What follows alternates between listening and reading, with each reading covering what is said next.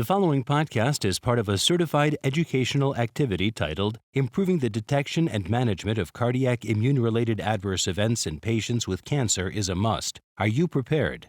Access the entire activity and complete the post-test at peerview.com/AZM860.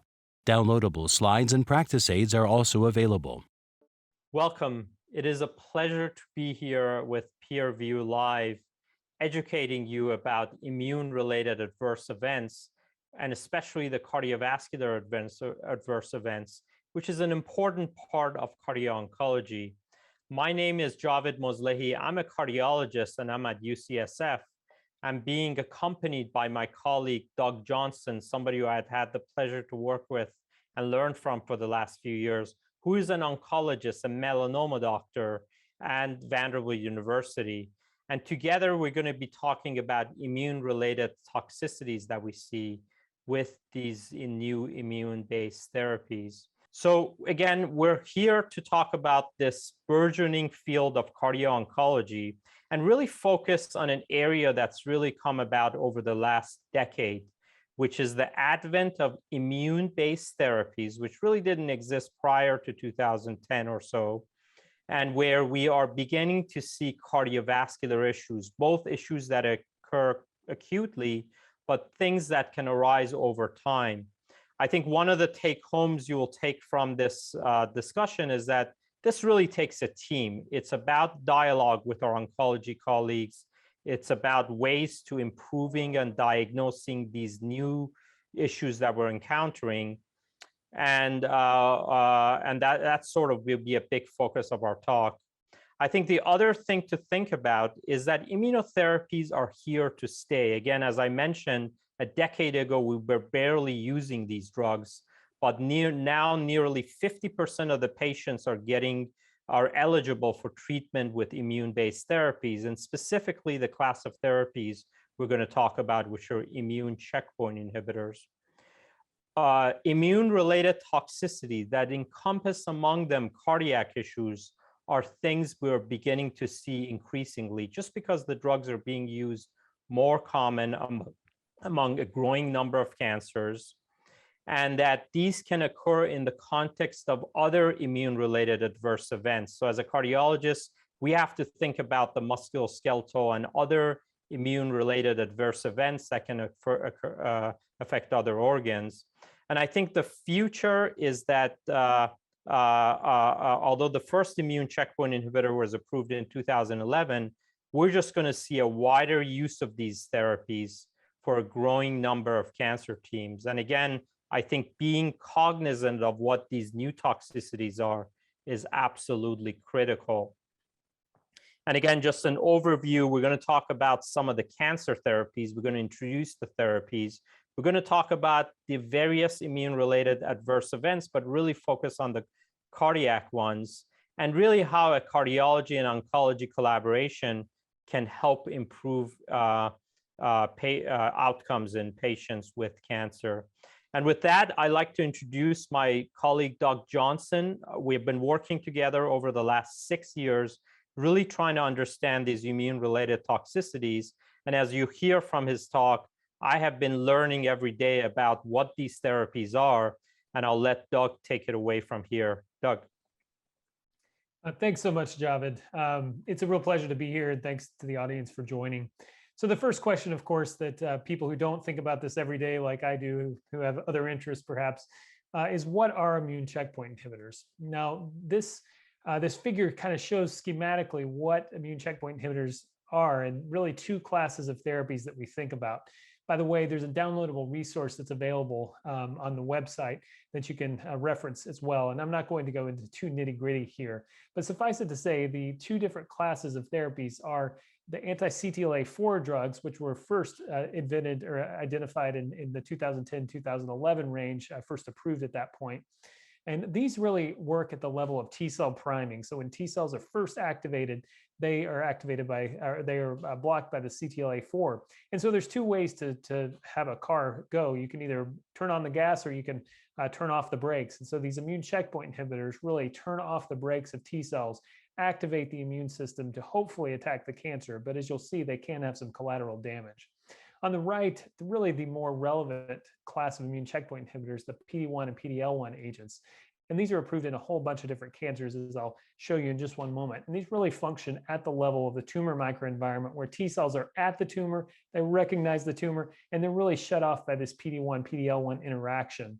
And so if you block that with these immune therapy agents, you can then reestablish the T cell function and kill the tumor, hopefully. So what are the names of these drugs? Well, I think most people who are not in oncology sort of view our oncology drugs as this alphabet soup of different agents. And I think these therapies do little to dispel that, especially with some of the newer jargon of including some of these four-letter codes at the end. But you can see these are the names of the therapies. And really, nivolumab and pembrolizumab were two of the first ones approved, and certainly ones we'll be talking about a little more today.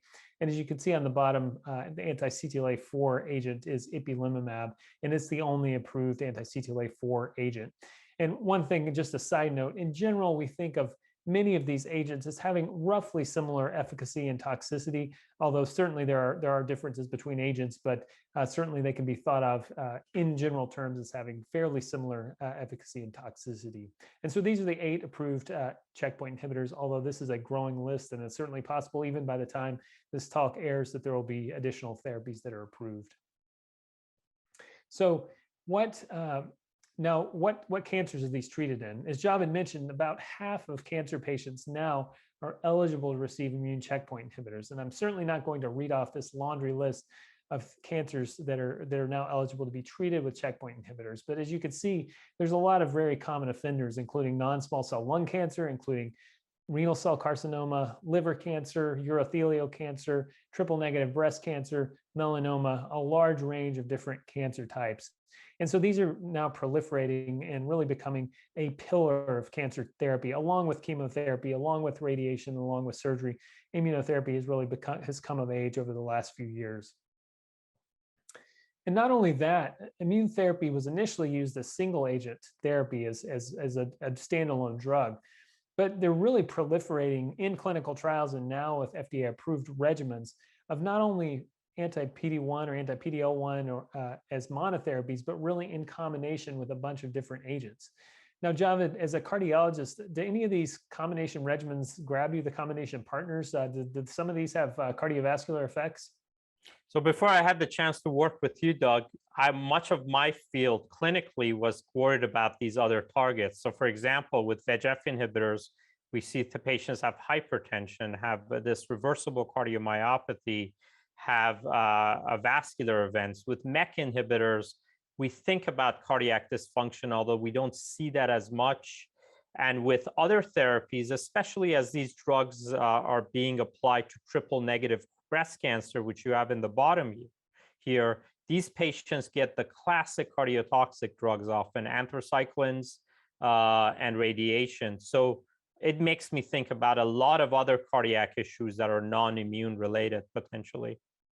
Yeah, and we won't really talk a ton about these combinations yet, but I think we're just beginning to scratch the surface on what some of the cardiac and non-cardiac effect of some of these combination regimens. Now, the other thing that's important to know is that, as you can see on the left, initially these therapies were really looked at for patients that really had no other treatment options, patients who had failed all of their treatments, had metastatic disease, and these were used as a last-ditch effort.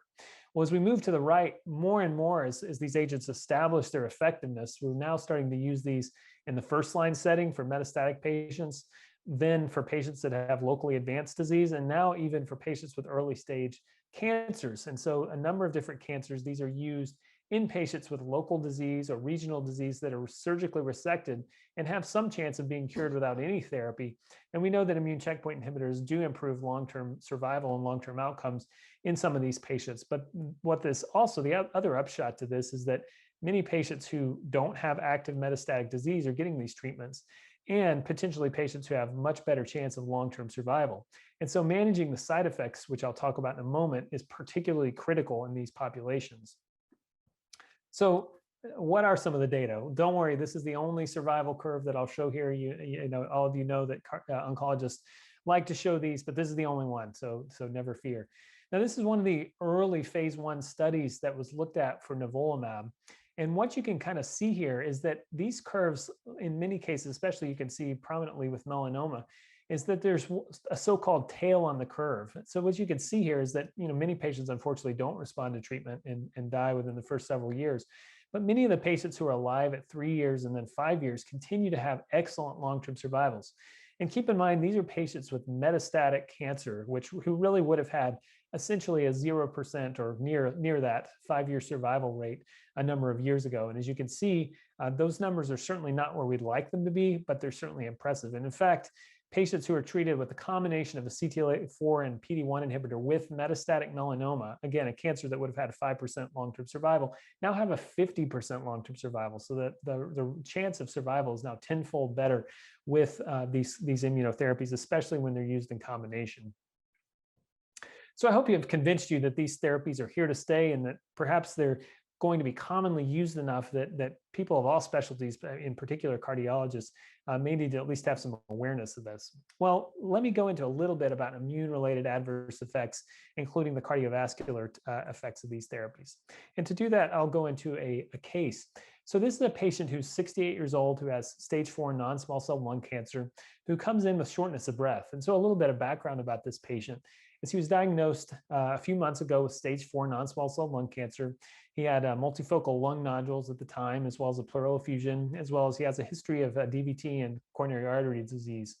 And so he developed symptoms and presented to the emergency department with 3 days of shortness of breath with exertion, as well as dry cough and fatigue. And you can see his medications there. And this patient had been treated with pembrolizumab for the last several months, which is an anti-PD-1 therapy that I showed in one of the earlier slides.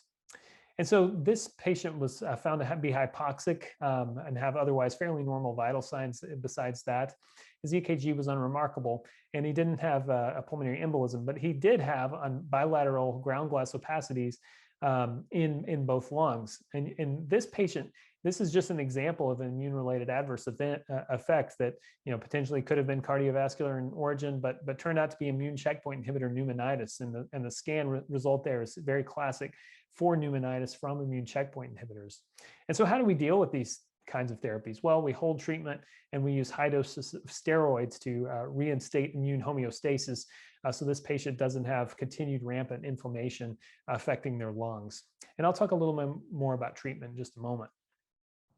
So how do these toxicities differ from traditional cancer chemotherapy toxicities?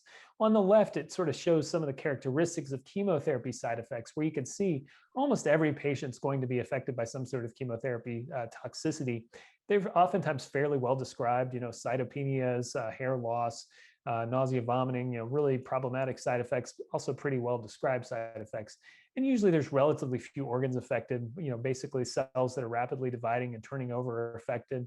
And the time course is fairly predictable. You're going to have cytopenias that happen, in a well-defined number of days after treatment, and then those should resolve. Now, immunotherapy, by contrast, is quite different. In many patients, especially those treated with monotherapy, will actually have minimal or no side effects at all. The AE profile is quite variable, where basically any organ can be affected at almost any time, including even patients who have stopped treatment. And so these toxicities are quite unpredictable and don't follow sort of this predictable time course of chemotherapy toxicities. So why do these occur? Well, as you might recall, several minutes ago, I talked about the mechanism of action of these immune checkpoint inhibitors. And so the goal here is that we activate the patient's T cells, which are some of the attacking cells of the immune system, against the cancer. Well, these can have collateral damage and attack our own organ systems. And this is particularly important as we use more and more aggressive toxicities, as we try to go after the cancer more aggressively and gives patients a chance of long-term survival and cure. Well, these also ramp up the toxicities against different organs. So what's the timing like? Well, as you can see, as I mentioned a couple slides ago, these toxicities are pretty unpredictable timing-wise. So there's some general trends that it kind of shows here, but boy, that's not very helpful in terms of trying to tease out when patients are going to have toxicities. They really can kind of occur anytime on treatment, and especially that's true as more aggressive combinations are used. Okay, so I've talked a lot about, generalizations about these toxicities. How does this actually manifest clinically? Well, as you can see here, the question's not as much what organ system can be affected. It's more of the question of what organ system is not affected. And there's very, very few actually. You can see here that just about any organ system can be affected. There's a downloadable resource actually on the website that has this kind of information, but you can see the heart is certainly one of the organs affected, but also the lungs, the colon, the endocrine organs, including the thyroid, the skin, the joints. Again, almost any organ system can be affected. So that's the bad news, is that diagnostically, these can be quite challenging to diagnose and identify. But the good news is these generally have fairly similar treatment strategies. Again, the pathophysiology of these immune-related adverse events, including those of the heart, is inflammation. And so treating these therapies is to withdraw the offending agent, so the immune checkpoint inhibitors, but these therapies have long half-lives. And so there also needs to be some sort of active treatment to mitigate the inflammation. And so oral steroids or intravenous steroids, depending on how sick the patient is really a key cornerstone of the treatment of these adverse events. And it's also quite important, as noted, to refer patients to appropriate specialists. Certainly in this context, cardiologists play a key role whenever the heart is affected. So let's actually get into some of the cardiac effects. So this is a patient this is actually drawn from a real patient that we had, that Javed and I both took care of a while ago, that really sparked our interest into this type of adverse events. And so this is a patient who actually came in with sort of a pleuritic chest pain, a little bit of a shortness of breath. This patient had been diagnosed 2 months earlier with disseminated metastatic melanoma, multifocal organ involvement. Patient had a history of hypertension, but really no obvious cardiac history, but developed some of these symptoms for several days and came in again with shortness of breath with exertion, pleuritic chest pain, cough, and fatigue. And this patient had been started on a combination of immunotherapy with nivolumab and ipilimumab 12 days earlier. So it just started on therapy. And in terms of her exam, it was relatively unremarkable, had a relatively escalated respiratory rate, but really didn't have obvious findings on physical exam, other than the fact that she just looked kind of sick. And so she did have very remarkable objective data, though, when we checked laboratory findings. So as you can see, her troponin was remarkably elevated. Her CK was elevated. Liver function tests were up.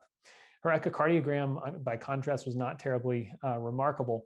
Her ECG, her very first ECG, had more or less was unchanged from her baseline, but this rapidly deteriorated over the next 24 hours, as you can see, from first degree heart block to actually second degree to third degree to ventricular tachycardia. And you can see 2 of the patient's later EKGs on the right. So while I was an oncologist, this is a striking case. Javed, what's your impression of this as a cardiologist? What would you think about if a patient came in with this kind of presentation?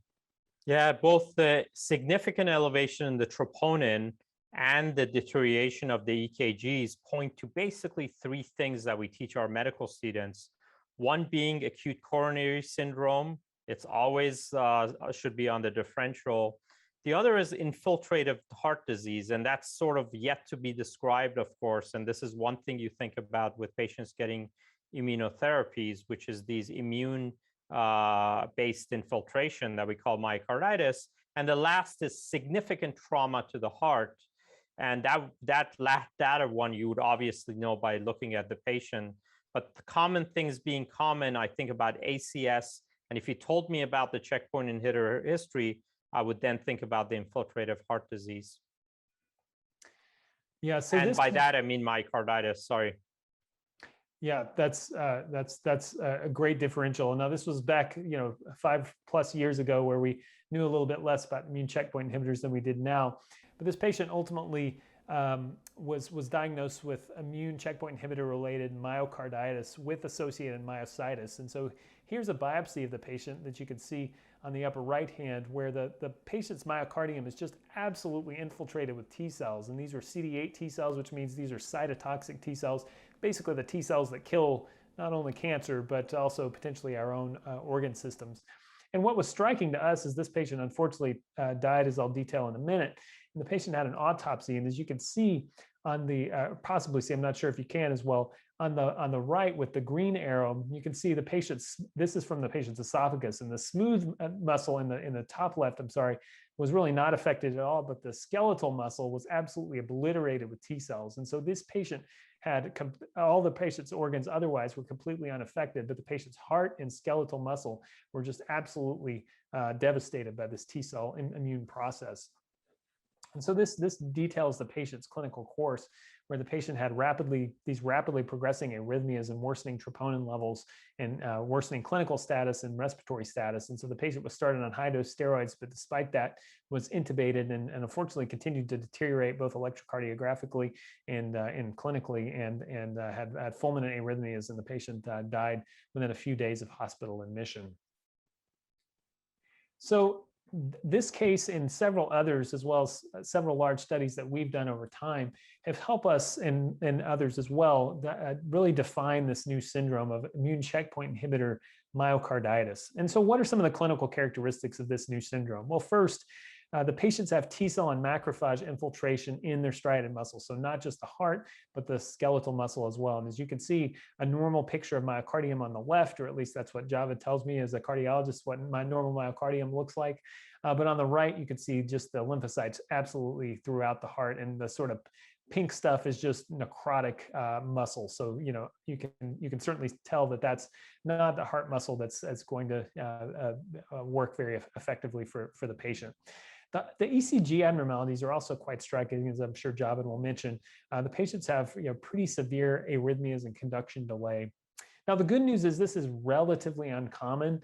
With single agent therapy, it's probably in the range of 0.1 to 0.5%. And with combination therapy, it's as high as 1% incidence. So this is can be a potentially devastating syndrome, but it is fairly uncommon. So who does this happen to? Well, unfortunately, it's pretty unpredictable. And unfortunately, it tends to happen, like in our patient here, very early on therapy. So this is not patients usually who've been on therapy for years. This is patients who often just start therapy. And the mortality rate, despite trying to study this for the last few years, remains pretty distressingly high, up to 50%.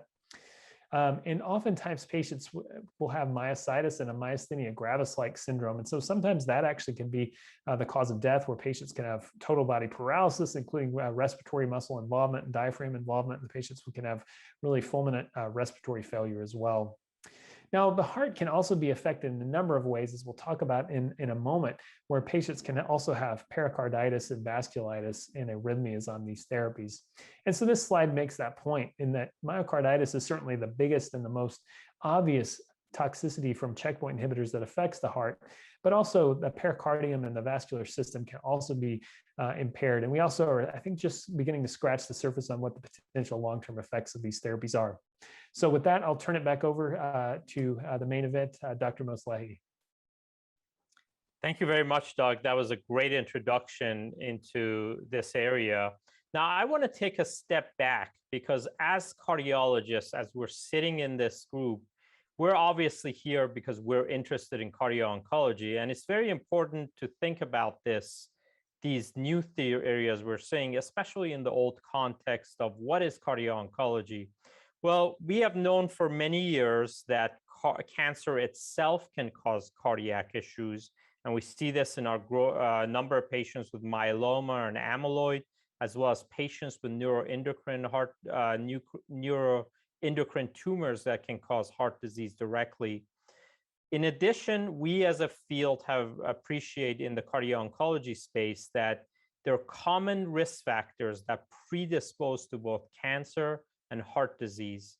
Classic cardiac risk factors like obesity, hyperlipidemia can be important risk factors for developing cancer.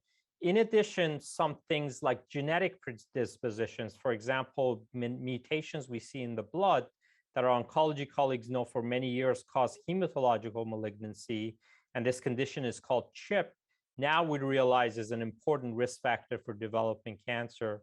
And all of this has relevance in the bottom to the growing number of cancer patients and cancer survivors. And we and others have developed an ABCD guidelines where we can contain these cardiac issues in our cancer survivors. But really the meat of the issue is right in the middle. That includes the growing number of cancer therapies that are now in existence. And our oncology colleagues have done such a great job doing the trials that these drugs are being used. And these can have a very, very diverse cardiac, vascular, and metabolic issues. And that's highlighted here. So really, we have to think about even beyond the heart with some of the new drugs. And this area of the toxicology, the drugs affecting the heart, is nothing new. We knew 50 years ago that if you gave little kids anthracyclines, if you irradiated their entire chest, they grow up to be 25 and 30 and have heart disease. And everybody knows 25-year-olds should not have heart disease. As our oncology colleagues got into more specific targeted therapies, we hope these cardiovascular issues would go away. They are generally safer, but each drug, depending on the target that you're dealing with, you can have a number of different issues. We learned that from Herceptin or trastuzumab, used to treat about 20 to 30% of breast cancer patients. And as we talked about earlier, our kidney cancer patients who get VEGF inhibitors can have a myriad of cardiovascular issues that are seen in the top right. And then this is really where the field is going, this top bottom of the iceberg. And I look at this, Doug, and I'm overwhelmed. Can you help me out here? What are we looking at? Well, as a melanoma specialist, all I know about is the cancer immunotherapies and maybe the BRAF and MEK inhibitors. So I think it's a problem we're all trying to deal with as these therapies rapidly proliferate. And so I certainly ask my cardiology colleagues for help very, very equally as well. And then the other thing I think that really captures my mind, Doug, is the survivors, right? We're beginning to see more and more patients survive, more melanoma patients, as you mentioned, survive. So what should we be thinking about there? Yeah, I mean, it's really striking how, 10 years ago, these patients would have had no chance of having long-term survivorship. And now I've got a whole clinic full of survivors. And so understanding the long-term effects of these treatments is still a major unmet need. And so partnerships between cardiology and oncology is incredibly important.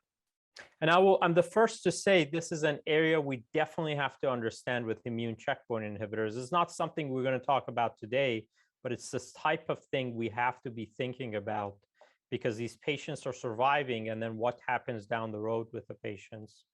But for now, we are again going to focus on these acute toxicities. This is what we have seen most commonly so far, and at least we have some data to discuss with you.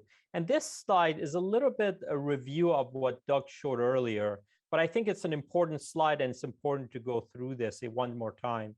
Again, you can see a myriad of acute cardiovascular issues with immune checkpoint inhibitors, but we are going to especially think about myocarditis because probably it's the most common and most likely it's the best that's been studied. So just another review for you. This represents classic myocarditis. You see dead heart tissue and you see T cells and macrophages in there. It occurs early, especially the more fulminant cases after introduction of immune checkpoint inhibitors. We have tried for years to look for risk factors, but the one that we keep coming back to is a cancer one. It is basically when you combine checkpoint inhibitors, when you combine a CTLA-4 and PD-1 inhibitor, that seems to be the main risk factor. You see concomitant myositis, as well as possibly this myasthenia gravis-like syndrome. But the really important thing for our cardiology colleagues is this presents with electrocardiographic abnormalities, arrhythmias, and less the heart failure phenotype, the systolic dysfunction that we think when we think about myocarditis. And again, while the incidence is not particularly common, less than 1%, it is mortal when it occurs. So we have to be very cognizant, and we really have to think about new ways of treating it. And I think one issue I was going to touch on is how do we encounter this clinically? And this is really important because I think this next case that Dr. Johnson will discuss, I think really illustrates the curveballs we see clinically as these come through the door.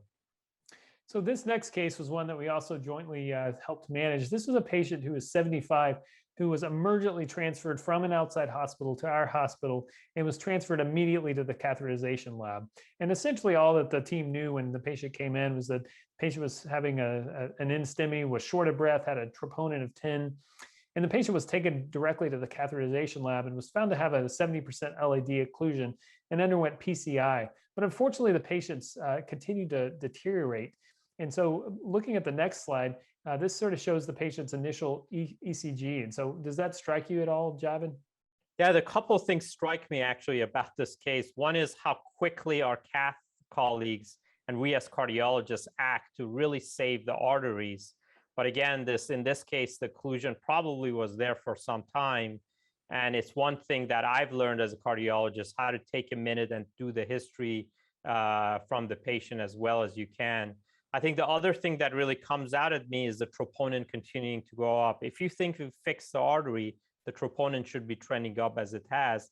And last thing is the EKG. You see a separation between the A and the V. You're beginning to see evidence of heart block. In fact, you're seeing it here. And that's not typically what we see with MI,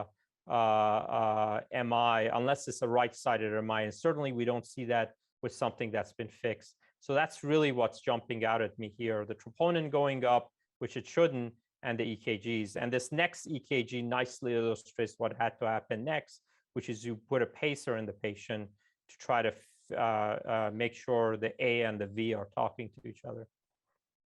So very quickly after the patient went to the cath lab, the resident was of course doing the very appropriate resident thing and their due diligence, and was able to talk to the family and figured out that this patient had actually just been on a combination of immune checkpoint inhibitor, pembrolizumab, with axitinib, which is a VEGF inhibitor, and had gotten 2 doses of therapy. And the second was received just 5 days before admission. So does this frame your thinking, Javed, about what to do next? Yeah, I think one thing I'm thinking about, of course, is the possibility of myocarditis. But I'll be honest, the VEGF inhibitor sort of throws a curveball at me, because I talked about some of the VEGF inhibitor toxicities we see. But the introduction and the fact that the patient that was on checkpoint inhibitor, it makes me think, especially with a rapid deterioration of the clinical condition, that this could be myocarditis. But I want to get a definitive idea of what is myocarditis in this patient.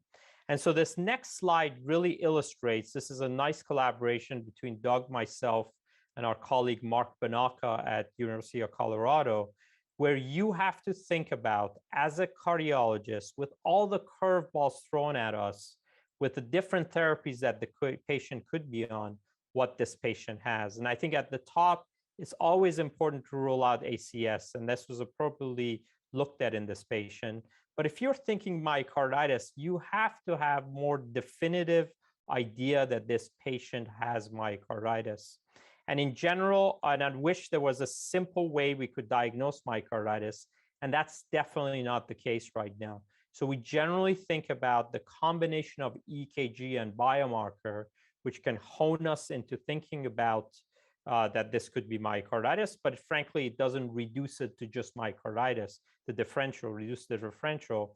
And so you really need a combination of imaging and the most definitive therapy, which is biopsy, to be able to diagnose this patient. And in this case, tissue is the issue. And I'm going to take the liberty of moving on to show you this next slide, which is where we see evidence of myocarditis. Yeah, so Javed, you sort of highlight the difficulty of diagnosis in many of these cases where it's not always just a patient who's received combination immunotherapy and present with this flagrant diagnosis and muscle involvement and so forth. It very much could be complicated. So what would you do next for this patient? Yeah, this is a great question, Doug. I think one thing, I went through that last slide rather quickly, but we do have a downloadable form of this where you can use clinically. But here, as I see this, and I think the first thing I think about is how to give immunosuppressive therapy and give steroids. That's the part I think about. I would give a high-dose steroid. Our colleague Tom Nealon has shown that if you give a higher dose steroid in a retrospective although it's a retrospective study, people do better. So I would give 1 gram solumedrol to this patient to see what happens. And so this is what was done, but unfortunately the patient may have had some very minimal improvement in troponin, but the patient's clinical status continued to deteriorate. So, you know, in a situation where you've kind of given the standard of care and you've kind of done all the right things, but the patient's still going downhill, what do you do next? Yeah, so unfortunately, we're in a data-free zone. This is where the collaboration that we have had over the last few years, as myself as a cardiologist, thinks about other immunosuppressive therapies that I don't normally think about, becomes into play. And as you know, we have been working together to think about preclinical models where we can study this process better. We've made mice that are drug-induced as well as genetic knockout models. And with this, we're actually beginning to have some evidence that a drug like abatacept may work. And as you know, our colleague Joëlie Solem in France was one of the first people to do this in patients. In fact, the first person to do it in patients, where giving a patient that was doing very poorly, as he nicely illustrated in this case report that was published in the New England Journal of Medicine, where the troponin was heading up at the top, where the patient was effectively paralyzed. And despite getting steroids, nothing was happening. Despite getting plasma exchange, nothing was happening. But after getting 5 doses of abatacept, the patient walked out of the hospital. And I think we are looking to these new therapies, especially abatacept, to think about for patients that do not immediately respond to steroids. And I think this next case nicely illustrates this, Doug. I think you were going to walk me through this. This has got a lot of metastatic NSCLC that I don't know what it is, Yeah. right? So yeah, and just to clarify, abatacept or abatacept, I never know, is a treatment, is actually sort of the reverse of ipilimumab. It's a CTLA-4 fusion protein. So it's kind of the opposite of an immune checkpoint inhibitor. So this is a patient, a 67-year-old gentleman with metastatic non-small cell lung cancer who was treated with a combination of chemotherapy and pembrolizumab, who came in with shortness of breath and heart racing, elevated troponin in the following EKG. And so any thoughts about this one? Yeah, this patient's going pretty fast, I can tell you that. And there's evidence of, I see some heart block potentially, but not really, because I see some P waves along the way. But I think I would act on this fast and try to come up with a diagnosis quickly. And so this patient did undergo biopsy. And as you can see, this patient, actually, I think before the biopsy underwent a catheterization, or it's possible it was at the same time. But this patient also had significant inflammation in the myocardium. And so I think this patient was, you had then taken over this patient's case at, I believe at UCSF now. And so if you want to sort of take us through what you did from there. Yeah, I should say I was consulted by the team here. And I think what's really interesting is they did all the right stuff. That EKG wasn't pathognomonic for anything. It was just not right. So they appropriately did an echocardiogram. It was normal. They appropriately did catheterization, and it was normal. And then right at the time of the catheterization, they said, we don't have a diagnosis. Let's think about it. And somebody done a history to know what the patient received. And they did a biopsy then. And I think one of the points I would want to take home is that some of our studies show that even you can have CAD, evidence of CAD on the catheterization, that does not rule out a checkpoint inhibitor. And I think as in checkpoint inhibitor myocarditis, and as cardiologists, we have to get more comfortable with doing the biopsy, especially at the time of the cath when we're already there, because a lot of times the two things can be together. Some patients can have coronary artery disease and still have the myocarditis. And so we really have to be open. And especially if we can get tissue, because it helps us quickly diagnose the case. Because if this patient had not gotten the biopsy, had come out, there were issues with respect to what does the patient still have. And so in this case, the patient actually received steroids and was doing better. The troponin was starting to trend down. They sent the patient to the cardiology service from this ICU. And so people thought everything was going to be fine, except it wasn't, because the intern or resident had been paged at this point, that now the patient is developing a new heart block that's more definitive. And here you see a EKG that shows high degree AV block and left axis deviation. And so now we are thinking about what to do. And interesting to me, what Doug will talk about is how there are actually guidelines within the oncology community about what to think of next. for these IRAs and especially myocarditis that are not responsive to just straight up steroids? Yeah, so I think as an oncology community and as a multidisciplinary community, we've tried our best to identify what to do for patients who don't respond to steroids, not only with myocarditis, but with other toxicities. And so here's one algorithm given for patients who do develop myocarditis. And in the red box, there's some possible agents to potentially give to patients. And as you can see, it's a little bit of a grab bag. So there's abatacept based on the data you've heard.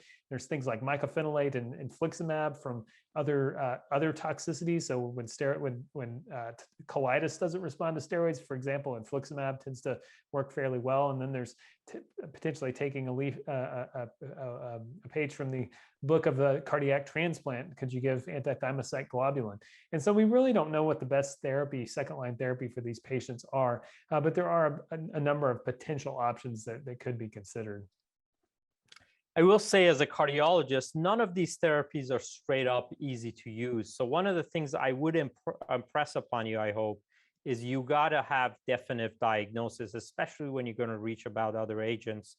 I've heard many cases where people see the troponin increase and they see the EKG changes, don't really know whether it's myocarditis, and you can give the steroids fine, but when you're reaching for these big guns, if you will, I think it's important to have more definitive diagnosis, whether it's imaging or preferably biopsy. I think it's really important to think about this. And in this case, I'm happy to report that abatacept seemed to do the trick in terms of at least the troponin is going down and the patient is now being seen as an outpatient. And so we talked a little bit about what we do when we encounter patients with symptoms. But I think one of the questions that I always struggle with is what to do about surveillance. Should we have some things in place so that we see every patient that comes and sees Dr. Johnson in clinic should get some sort of cardiac testing to make sure this doesn't come about, that we catch it before the act, if you will. And I'm going to go out on a limb here because this is actually really no data here. This was a statement that came about from a number of our colleagues who are cardiologists. Lawrence Lehmann at Heidelberg, Germany led this initiative. And it's about when patients are being given immune checkpoint inhibitors, what should we check for? Well, I would argue strongly that every patient should have a baseline cardiac biomarker and an EKG. And that shouldn't be a question. Because I think if you're going to especially think about surveillance, if you're going to check the biomarker or EKG later, you better have a baseline to compare it to. And at least in our practice, patients who are high risk should probably get some sort of surveillance after their start on treatment with immune checkpoint inhibitors with cardiac biomarkers. We've done this, as you know, every 2 weeks for the first 6 weeks of treatment. And then the question becomes, who is high risk? And I would argue one thing that people many times think about, my cardiology colleagues, are pre-existing cardiomyopathy, although we don't truly know whether that's a real risk factor. Where we do know where there is a risk factor is when you combine therapies. And at least what I would advocate is giving combination therapy. Patients are getting combination therapies could have the cardiac biomarkers as surveillance strategy. And then from there, you got to do it to the drawing board. Get the cardiologist involved, do a complete physical history, do an EKG, echocardiogram, or MRI, and move on from there. What do you think about this, Doug? Are we overdoing it here in our cardiology? Are we dictating what oncologists should do? What do you think about this? Yeah, I mean, it's certainly not an unreasonable approach. Certainly, this can be a very devastating toxicity. I guess my perspective would be the risk for patients treated with single agent checkpoint inhibitor is very, very low. And so whether this is the best, I don't know, use of medical resources or, additional testing and so forth, I'm not quite so sure. I would 100% agree with close monitoring, particularly for patients on combination immune checkpoint inhibitors, but I'm not so sure. I don't tend to monitor terribly closely from a cardiac standpoint over and above symptoms for patients on single agent therapy, just because it is quite rare. And I agree with you on that. And we're going to close on a couple of notes. This patient specifically is a patient that came in that saw me in clinic who'd received a novel checkpoint inhibitor, none that Dr. Johnson talked about, but rather came in with sudden chest pain. And this, while the initial workup was negative, the MRI showed this. And for my cardiology colleagues, at least my imaging colleagues, experts tell me this is classic for myocarditis. You see on the right, the white layer that you see. Although some of my colleagues, imaging colleagues, look at the left, and besides the pericardial ring that we see some white in the myocardial issue, and you can call this myopericarditis, if you will. And this is a patient that was treated just with steroids, and because of the pericarditis was also given colchicine. But as we have learned, and we have known in cardiology for many years, patients who have pericarditis, it's often hard to downgrade and taper the steroids. And this is a patient that's been on and off steroids for much of the past 2 years. So it really, I think, makes, at least for me, made me think outside the box, that not everything is classic myocarditis like once we saw. And so this is what the patient receives. So this is a lot here, Doug. What are you thinking about as an oncologist? Because you just talked about cardiac issues, but I'm sure you're thinking about so many different things as the patient comes, when you see a patient in clinic.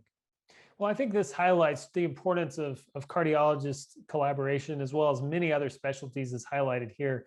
You know, this is something where, as an oncologist, I don't have expertise in the heart and in the joints and the skin and in the liver, and I really need help dealing with some of these toxicities. And not only that, I need help with preventing and anticipating and detecting and treating and monitoring these toxicities, and the multidisciplinary aspect is incredibly important. And I think I also would like to, you know, highlight the importance here of some of our colleagues in other health professions, including pharmacists, including nurses.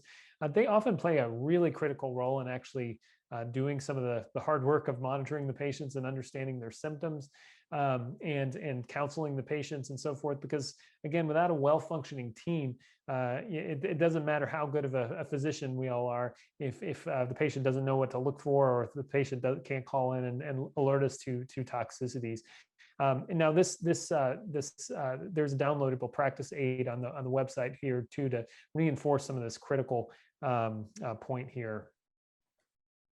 And I think you know, this final slide here just really reinforces the importance of multidisciplinary care, which does include the nurse, the cardiologist.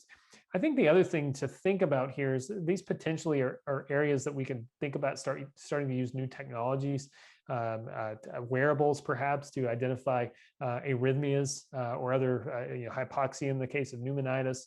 We can also think about things like telehealth to monitor patients more closely. There's really no reason we necessarily have to be wed to the traditional format of patients just coming in to see us in the clinic, but we can think more creatively here in involving our whole team and involving technology to try to improve care for these patients.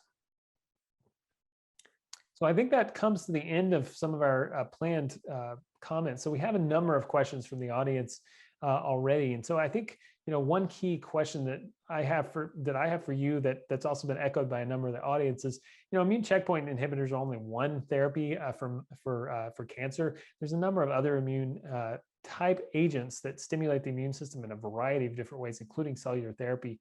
You know, what are some of the cardiovascular effects of some of these therapies? Yes, that's a really good question. It's really important for all of my colleagues in cardiology to realize immunotherapies are coming in and overtaking much of oncology care, but immune checkpoint inhibitors really represent one slice of the immune-based therapies that we encounter. Now, one thing I will be the first to say, first of all, we have limited knowledge, and because the drugs are being built generated as we're talking here. So we have a little less experience with these other therapies. We do know from cellular-based therapies, CAR Ts, you can get the cytokine release syndrome that can manifest many ways cardiovascular. It can lead to hypertension, hypotension. It can lead to arrhythmias. And it's unclear whether these are due to simply the cytokine release that occurs, or it's a cardiac specific issue. All we do know is we should treat the cytokine release syndrome as quickly as we can. And at least the hope is that we ameliorate these issues. And some of these things, I have to say, as a cardiologist, makes me almost think about COVID sometimes. especially with these new therapies. Yeah. So speaking of COVID, there are a number of questions about COVID, the elephant in the room, I guess. How does myocarditis associated with checkpoint inhibitors? How does it sort of compare and contrast to, say, vaccine-induced myocarditis, or perhaps myocarditis that could be due to COVID, a viral myocarditis, for example? So that's a really good question. We just recently actually had a nice meeting focused on myocarditis. This was sponsored by the NIH, and it brought many experts in the room thinking about this and thinking about COVID, especially as issues come about. And here's my takeaway from this. With COVID itself, you can see a number of cardiovascular issues, but we're yet to see whether those really represent classic myocarditis, much more like we know it.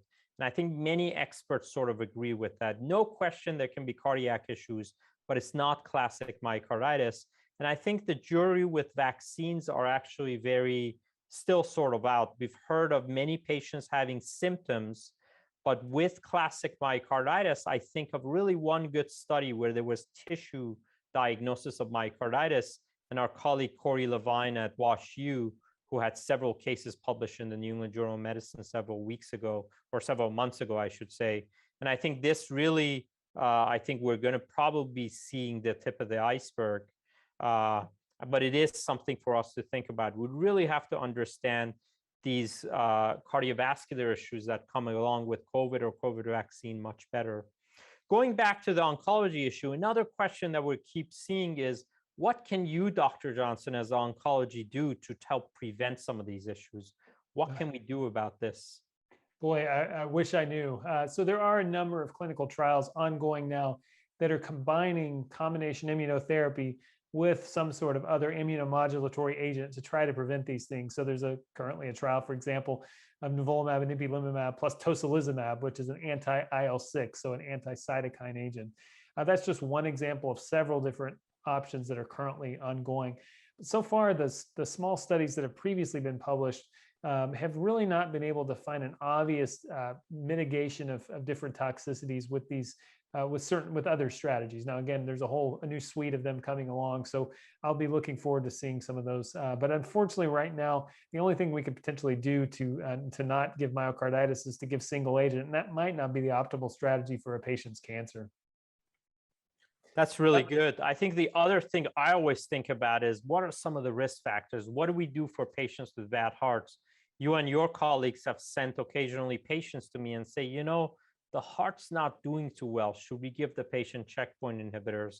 And I'm going to go out on a limb here. I think if the patient needs the checkpoint inhibitor, I have not seen data that should absolutely exclude any patients with a lower EF, with a history of coronary artery disease, that we shouldn't give checkpoint inhibitors. We should absolutely not be withholding potentially life-saving therapy in these patients, especially when it's indicated, especially when there are no other options.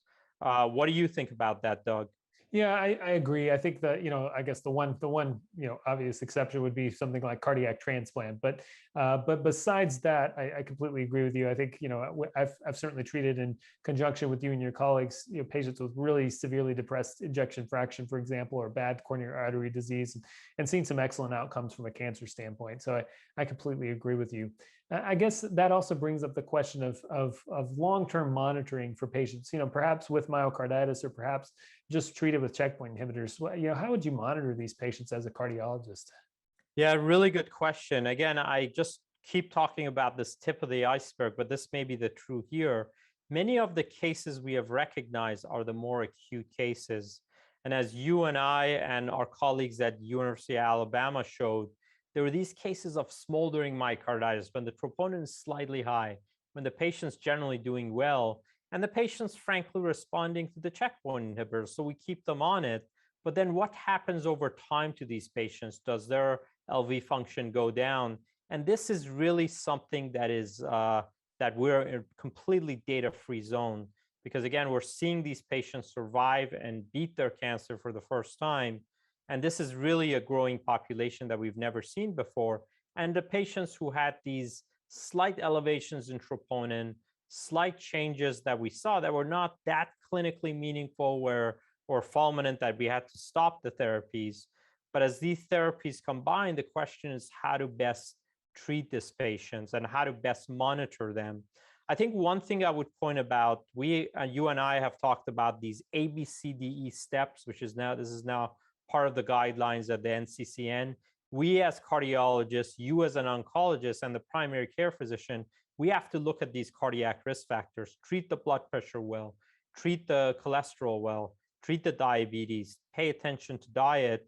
And I think for this group, we just have a real low threshold of looking and doing more deeper cardiac studies. At this point, I don't do it in my practice. I know some cardiology colleagues of mine will disagree, and I think it's good to disagree, but it's really is a testament to how little knowledge we have in this area and how really we have to think about collaborating together to understand these and the real health of these patients better. So Doug, this has been a really good session. Just through this session that we've had, as I listened to the first part of your talk, I learned new stuff about what these new immune checkpoint inhibitors are, as I have over the last few years working with you. And I think it's really nice to see this collaboration, and it's the kind of collaboration we hope to see in the general practice, the oncologist and the cardiologist collaborating for the betterment of the patient. I think just to summarize for the audience, again, we talked about one aspect of cardio-oncology, but really an emerging one, and one that's really an important aspect of our care. Because unlike other therapies, these immune-based therapies are really being used in all different types of cancers, and in some cases combined with traditionally cardiotoxic drugs. And we really have to think outside the box. I think the first thing I would emphasize is the fact that we have to really recognize this early. Talk to the patient, learn the drugs. A lot of times the patients don't come out and say, hey, I'm an immune checkpoint inhibitor. They mention a drug. It may not be the actual name of the generic form of the drug. It may be the brand name.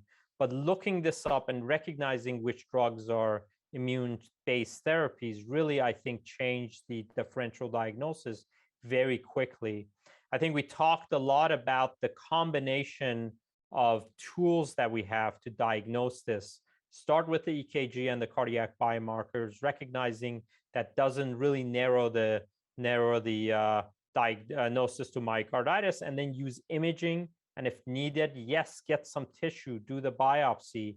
And this is one area we as cardiologists have to think about, getting the biopsy earlier, especially if there's a question about diagnosis. Using steroids early as an initial immunosuppressive therapies, but again, having the diagnosis in hand, then you can think about other therapies, especially if the patient is not responding or you see a deterioration of therapies, and really emphasizing that this is a group effort. A lot of times the myocarditis doesn't occur by itself. In fact, just today, we had a patient in UCSF whose initial presentation was muscle fatigue and had myositis, and only then had cardiac issues that became manifest. So it really begs the question of us working with oncologists, but really other colleagues who sees these other effects of immune therapies on other organs, and really working as a team to better understand this. And I think the last point I want to emphasize is how this is an area that is absolutely needs more research done. I think we have to work together, and we have to really start understanding the best tips we can care for these patients. So this brings us to the end of our discussion. This was a real pleasure working and listening to you, Doug. Thank you again, and it's been a pleasure to be with you today. Thank you. This activity is certified by PVI, Peer Review Institute for Medical Education. Thank you for listening. Download materials and complete the post-test for instant credit at peerreview.com/AZM860. This activity is supported through an educational grant from Bristol Myers Squibb.